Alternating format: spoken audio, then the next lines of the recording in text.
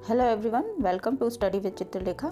आज है 9 नवंबर और हम लोग करने जा रहे हैं डेली करंट अफेयर्स के टॉप 10 क्वेश्चंस। तो चलिए आज की क्लास को हम लोग शुरू करते हैं। आज का पहला क्वेश्चन है, हाल ही में भारत के महासर्वेक्षक कौन नियुक्त हुए हैं? तो इस क्वेश्चन का जो करेक्ट ऑप्शन होने वाला है वो है option number C, Hitesh Kumar. Option number C correct option हो जाएगा। हितेश कुमार महासर्वेक्षक नियुक्त हुए हैं। और रघु श्रीनिवासन कौन नियुक्त हुए हैं, ये आप लोग मुझे कमेंट सेक्शन में बताओगे। ये हम लोग पिछली क्लास में कर चुके हैं। देखते हैं अगला question, question number 2। ICC men's ODI players ranking, जिसे हम वनडे इंटरनेशनल प्लेयर्स रैंकिंग कहेंगे, में पहले स्थान पर है। ये बताना है पहले स्थान पर कौन से प्लेयर हैं, ठीक है। तो पहले स्थान पर जो प्लेयर हैं वनडे प्लेयर्स रैंकिंग में, ओडीआई में, उनका नाम है Shubman Gill. Option number C correct option हो जाएगा। और आप लोग मुझे कमेंट सेक्शन में बताओगे कि जो इस समय वनडे इंटरनेशनल चल रहा है 2023, ये इसका कौन सा संस्करण है। चलिए ये मैं बता देती हूँ, ये 13 संस्करण है।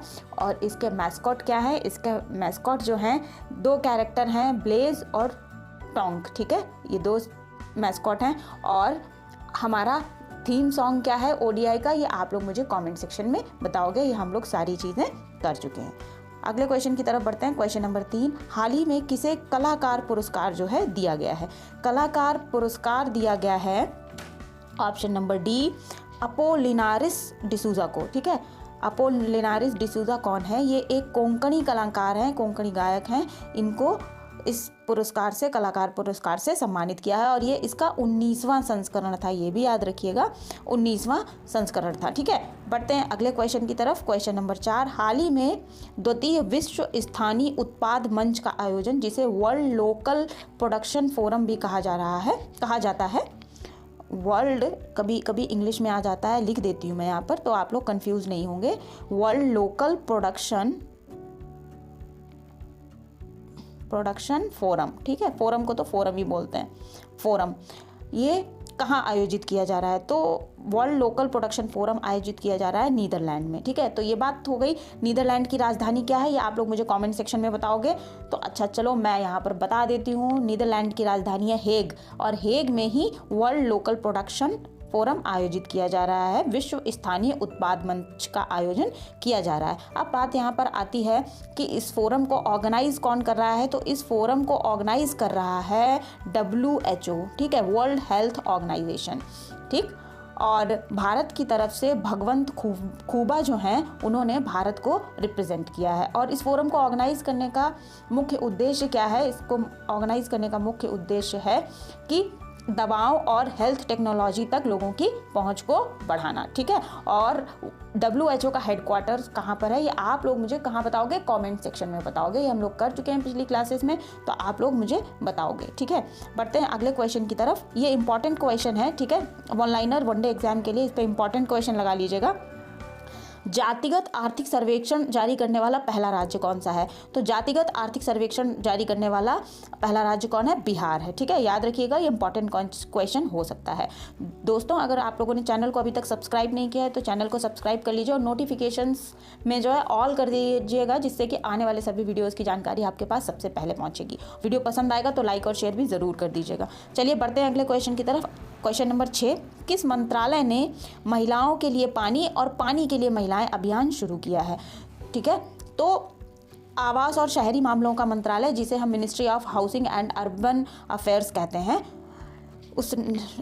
इस मिनिस्ट्री ने जो है महिलाओं के लिए पानी और पानी के लिए महिलाएं अभियान शुरू किया है। इस अभियान में क्या किया जाएगा? पानी के प्रति महिलाओं की जागरूकता बढ़ाने के लिए और पानी की इम्पोर्टेंस समझाने के लिए इस अभियान को चलाया जा रहा है, ठीक है। इस अभियान का आयोजन अटल जल मिशन के तहत किया जा रहा है, ठीक है।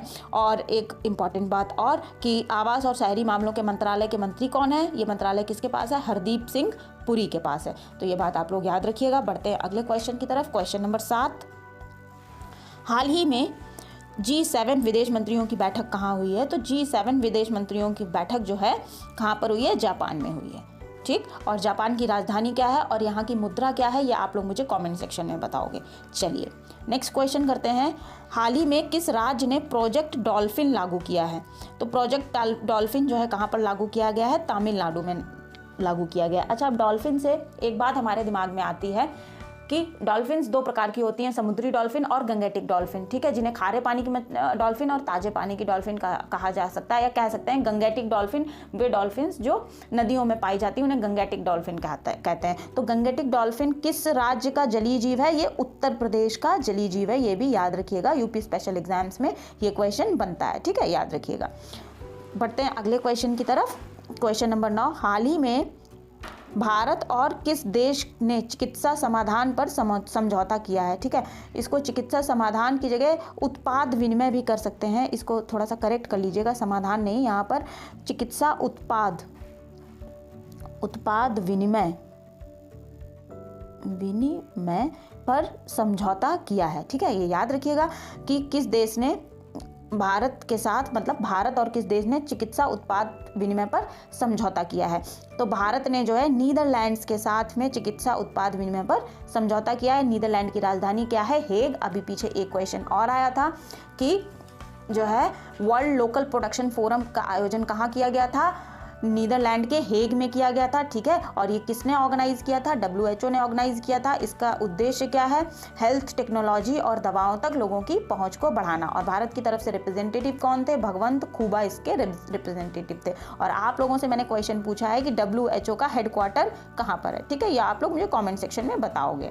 चलिए देखते हैं आज का question of the day. Question number 10 है। क्या कह रहा है क्वेश्चन ऑफ द डे? हाल ही में वर्ल्ड रेडियोग्राफी दिवस कब मनाया गया है? वर्ल्ड रेडियोग्राफी दिवस मनाया गया है दोस्तों 8 नवंबर को। इसका मतलब कल सेलिब्रेट हुआ है, जो बीता हुआ कल हो गया, 8 नवंबर को सेलिब्रेट किया गया है। और इसकी थीम क्या थी? रोगी सुरक्षा का जश्न है, ठीक है, रोगी सुरक्षा का जश्न है, ये इसकी थीम है, याद रखिएगा, कभी कभार थीम्स भी पूछ दी जाती हैं। तो इस प्रकार से हमने ये किए आज के टॉप 10 क्वेश्चन। आई होप ये क्लास आप लोगों को पसंद आई होगी। क्लास पसंद आई है तो लाइक और शेयर कर दीजिएगा। चैनल को बिना सब्सक्राइब किए मत जाइएगा। मिलते हैं अगली क्लास में, तब तक के लिए पढ़ते रहिए। Thank you everyone.